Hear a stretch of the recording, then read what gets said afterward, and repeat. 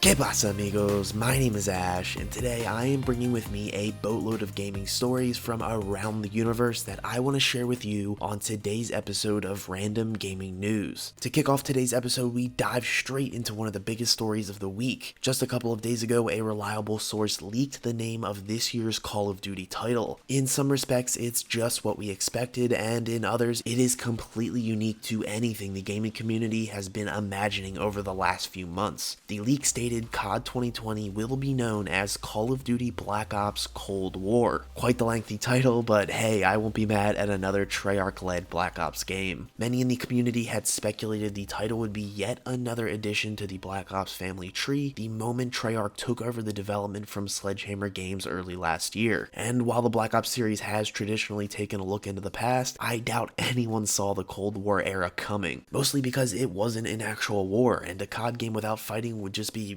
well, horrible. This leads me to believe that while the game will be set during the Cold War, the campaign will consist of entirely fictional events, most likely focusing on espionage, spy missions, and other stealth-centric missions. As this was the extent of the conflict during this global era, we can expect to see and hear a lot more about Black Ops Cold War in the coming months, so stay tuned for more information and trailers as we expect to see the title drop in about 6 months or so. Our second story on this RGN Friday is probably the biggest story we've had in weeks. Although it might not seem like it on the surface, this piece of news will surely have massive implications moving forward. The timing of this couldn't have been any better, as the very last video I made was about predicting the future of gaming for 5, 10, and 20 years in the future. And one of my long-term predictions had to do with massive corporations taking over the gaming industry. And what the heck do you know? On that very same day, Amazon releases its first major AAA title named Crucible. This is yet another step forward towards a large gaming presence for Amazon, as in the past they have purchased Twitch and opened the very studio that developed this game back in 2012. Crucible is the studio's first major title, and it is a free-to-play first-person shooter that is reminiscent of games like Overwatch and League of Legends. This class-based game does have many intrigued, but whether the game is wildly successful or not isn't as important as the long-term impact I see this type of game having. This just feels like the first domino to fall in what could be the corporate takeover of gaming. While we have seen the start of it already with the likes of EA, at least these companies have gaming roots and are reliant on the satisfaction of the industry to survive. I can see the Amazons and Googles of the world pumping out soulless games as they aren't relying on the profit from those games in any way. So why put hundreds of millions of dollars into a game when you could pump out rapidly produced titles that garner short-term hype, much like Crucible has been receiving in the past few days? Personally, this game is definitely not my style, and I really feel the title will start to disappear in the next few months. However, I am rooting for the game to succeed, as I am forever a fan of good game development. Moving on to a couple of quick and interesting stories from the last couple of days, we first start with an accidental leak that led to the reveal of a PS5 exclusive launch title. With many games having been officially revealed as launch titles for the next generation of consoles, many studios have been waiting for the now cancelled E3 to unveil their next-gen games. But with the coronavirus mayhem, the industry has temporarily changed, and in this instance, it has changed to our benefit. With Sony keeping their console exclusive titles under wraps, this is an even bigger leak, as we may have not seen this revealed for months. And I know, get on with it, tell us what the hell you're talking about. A racing manufacturer linked to the title leaked a picture with 4 racing games that are scheduled to release on the PS5. However, only 3 of those 4 have actually been revealed. The odd man out was the accidental leak of Gran Turismo 7. This is the first confirmation of the title that we now know will launch alongside the PlayStation 5 this fall. Oh, and speaking of crazy game reveals, we move on to our final story of the day. Take-Two Interactive, the parent company of the creator of GTA and Red Dead Redemption, Rockstar Games, made a rather big announcement just the other day. When I say big, I mean like almost 100 games big. You heard that right. Take-Two confirmed its studios will be releasing 93 unique titles over the next 5 years. In a call to its investors, the publisher spoke about the games, saying it's their, quote, strongest pipeline in its history, end quote. Going on to say this next year or so will be relatively light, with a crushing wave of great games coming in 2022. So much to look forward to right now with a new generation of consoles, huge game reveals, and a bright future overall in the gaming industry. This type of thing does not happen often, so soak it in as much as you can and enjoy the ride. Anyway, that will do it for this video. Make sure you hit like, click, or tap that subscribe button to become the heart of this gaming channel and be a part of the conversation in the comments comments below by telling everyone how you feel about any and all of today's gaming stories. And for more gaming analysis, news, reviews, and opinions,